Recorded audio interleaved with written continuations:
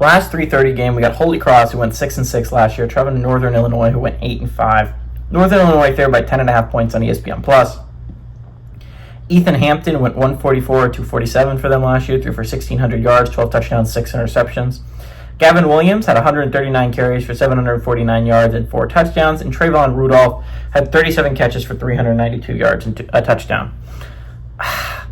This was so disappointing, man. After they came off the Northern Illinois game, I honestly kind of expected them not to be the college football playoff team, right? Because, I mean, once you pull off an upset like that, it is very possible that you come off flat. And I still saw that they had NC State left on their schedule, and I was like, that could easily be a game they lose. Who would have thought it would have been against Buffalo? They wouldn't have even reached NC State. It was shocking to me. I thought NC State was going to be the one that killed their playoff hopes. Nope, it was Buffalo. That was random and weird, and I never got a chance to talk about it because Northern Illinois was eliminated from playoff contention, and they never played again a team that would have been in playoff contention, right? So here we sit. We got Northern Illinois, man. They're coming off an 8-5 season, but it was an 8-5 season. It's not a bad season for them, by the way. Let's get that out of the way. 8-5 is a good year for Northern Illinois, but you can't help but be a little disappointed by the fact that, you know, it could have been so much more. It could have been a season with national relevance for a lot of the year, but then you lose a heartbreaker to Buffalo, and it all goes down from hill. It kind of snowballs. They don't even end up going to the MAC championship last year. I don't even know if they finished in the top 4 of the MAC.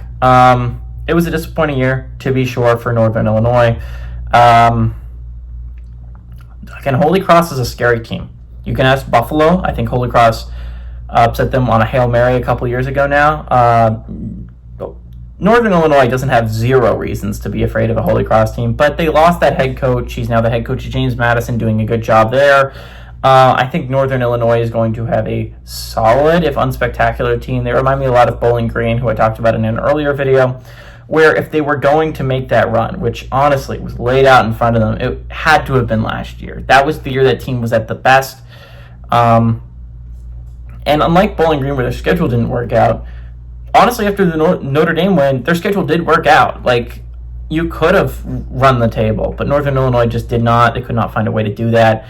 I think Northern Illinois is better than this 10.5 point spread indicates. I think they're significantly better than a mediocre FCS team.